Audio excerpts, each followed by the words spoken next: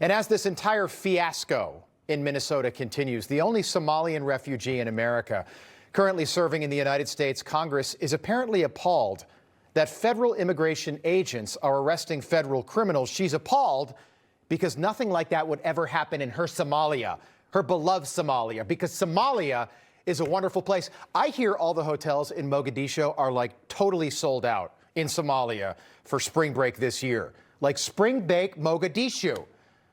But this might be the first time I actually agree with Ilhan Omar completely, because it is appalling. It is appalling for our Republican colleagues to be okay, for there to be cell detentions in ICE for American citizens. It is appalling for them to be okay, for there to be checkpoints in American cities where people are asked for their papers. I don't want to curse, but those of us who escaped places like that, the one place where we thought we would never experience this is the U.S. damn states. Appalling, isn't it? The U.S. goddamn states. Have you ever heard a member of Congress say anything like that before about the country they were elected to serve? The U.S. goddamn states, her words, not mine. It's also really just poor English. You might call it the states, you might call it the United States, or maybe just the U.S., but we are definitely not the U.S. goddamn states.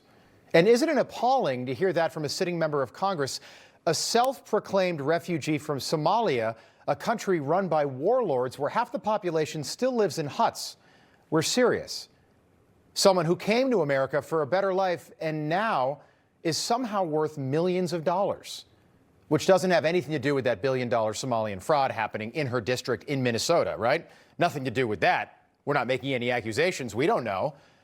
But the U.S. goddamn states, again, her words, a sitting member of Congress, not mine, and I'm not a prude. But people should be appalled by the fact that a Somalian refugee who now serves in Congress thinks America is a damned country. Here it is again.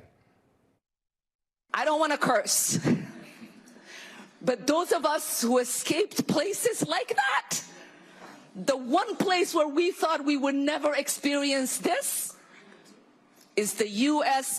damn states. It really is appalling to hear that. Appalling coming from a woman who might have married her brother to get him into the country, allegedly, reportedly. Information. Truth. Is freedom. Is Newsmax. It's real news for real people.